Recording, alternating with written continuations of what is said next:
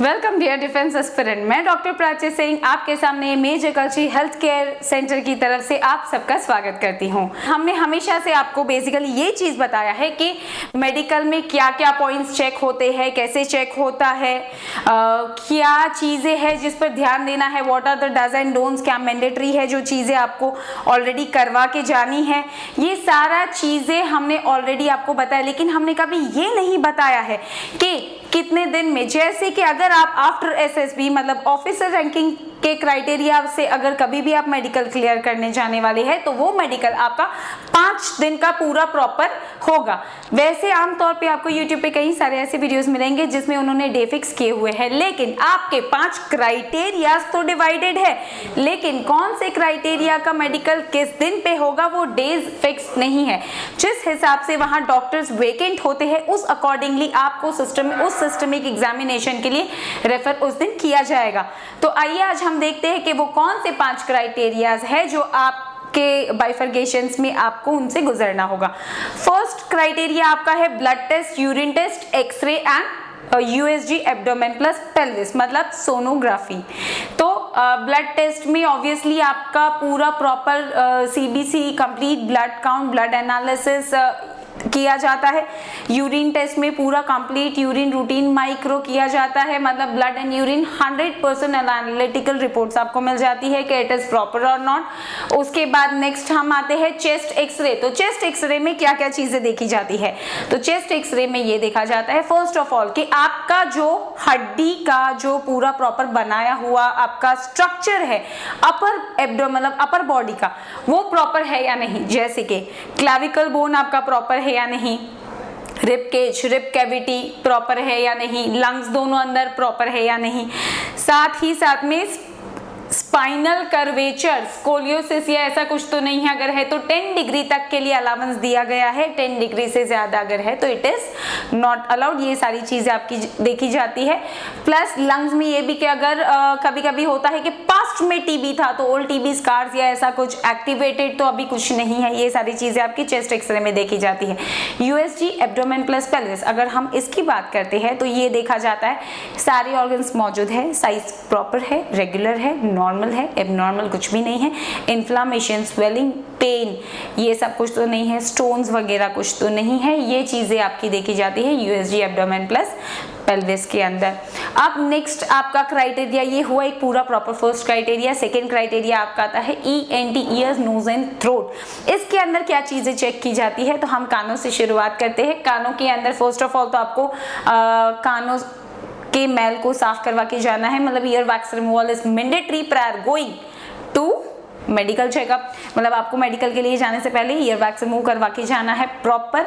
ये देखा जाता है कि पर्दे की थिकनेस नॉर्मल तो है ना, ज्यादा पतला तो नहीं है, आपका हियरिंग कैपेसिटी दोनों कानों की इक्वल नॉर्मल है, फंक्शनिंग है, उसमें कोई प्रॉब्लम नहीं है, पर्दे में छेद इंटैक्ट या टेयर तो नहीं है, फंगल इन्फेक्शन तो नहीं है, ये सारी चीजें आपकी कानों में चेक होती है।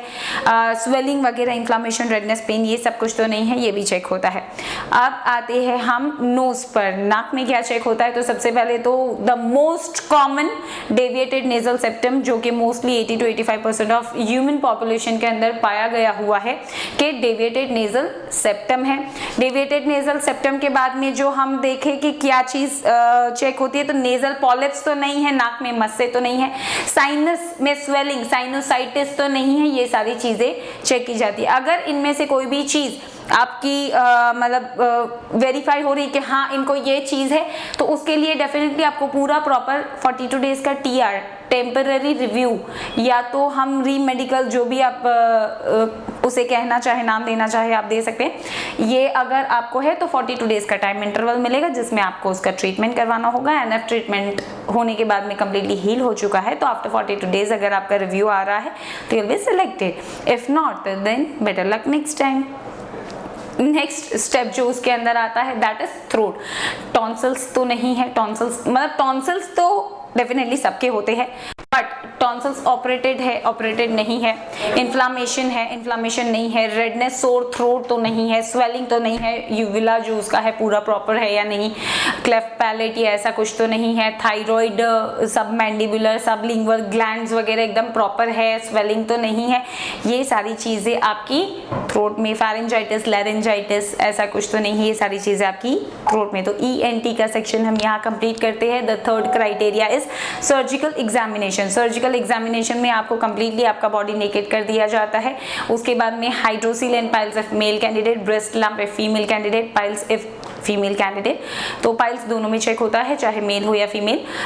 Breast lump in female, male में हाइड्रोसिल, वेरिकोसिल, ये सारी चीजें चेकअप होती है। उसके बाद में जो आपका bony structure, curvature like scoliosis वगैरह तो नहीं है, जैसे obviously flat foot, knock knee, angle, वो सारी चीजें जो आपको चेक करने के लिए you need to be naked, ये सारी चीजें आपके सर्जिकल एग्जामिनेशन के दौरान चेक होती है। अपार्ट फ्रॉम दैट ये हिस्ट्री भी कि कोई आपका पास्ट प्रीवियस सर्जरी तो नहीं है, और अगर सर्जरी है तो कितना ड्यूरेशन हो चुका है, क्योंकि ओपन सर्जरी या लैप्रोटोमी होती है 1 साल का गैप चाहिए from the day of the medical और सर्जरी के बीच में, 6 महीना अगर लैप्रोस्कोपिक सर्जरी है, एंड 3 मंथ्स अगर छोटा मोटा कोई भी प्रोसीजर है तो मिनिमम टाइम ड्यूरेशन ये मैं आपको बता रही हूँ।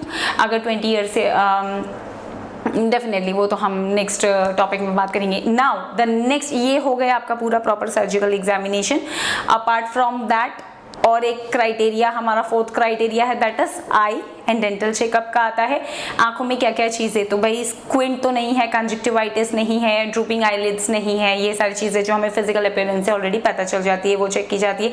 अपार्ट फ्रॉम दैट जो चीजें हमें फिजिकल अपीयरेंस से पता नहीं चलती है, जैसे कि जो कैंडिडेट है उसको क्या पावर है तो पावर कितना है, वो पावर एलिजिबल है या नहीं है, विजन है तो with glasses, without glasses, if glasses present है तो वो विजन एलिजिबल है या नहीं है, ये सारी चीजें डिपेंड करती है कि किस कोर्स और किस एंट्री के लिए आपको इनटेक लेना है फॉर SSB इंटरव्यू डेफिनेटली। तो इसके ऊपर ये चीजें डिपेंड होंगी। कलर विजन में कोई डिफेक्ट तो नहीं है, कलर ब्लाइंड तो नहीं है, ये चेक किया जाता है। अगर if yes then completely and permanently unfit, if not then definitely go ahead. तो अब इसके बाद में आपका डेंटल के बारे में अगर हम बात करें, जैसे मैंने हमेशा से पुराने अपने वीडियोस में भी ये कहा हुआ है कि how to check the 14 dental points, and it is very easy to check 14 dental points. देखिए canine to canine along with the incisors आपके 6 दांत होते हैं। 6 पैर को मिला के कम से कम कोई भी 4 पैर एकदम प्रॉपर हेल्दी होना चाहिए। मोलर्स प्री मोलर्स मिला के 10 पैर बनते हैं, दोनों साइड का मिला के 10 में से कम 8 एकदम प्रॉपर हेल्दी होना चाहिए। कैविटीज नॉट अलाउड है तो फिलिंग करवा लीजिए। RCT allowed, implant allowed, implant consist of 0 point, लेकिन इम्प्लांट नहीं होगा तो इट इज नॉट अलाउड।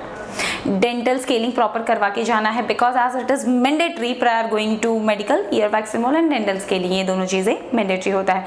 यही सारी चीजें, क्लेफ्ट पैलेट वगैरह तो नहीं, ये सारा चीजें पूरा प्रॉपर डेंटल में चेक होता है।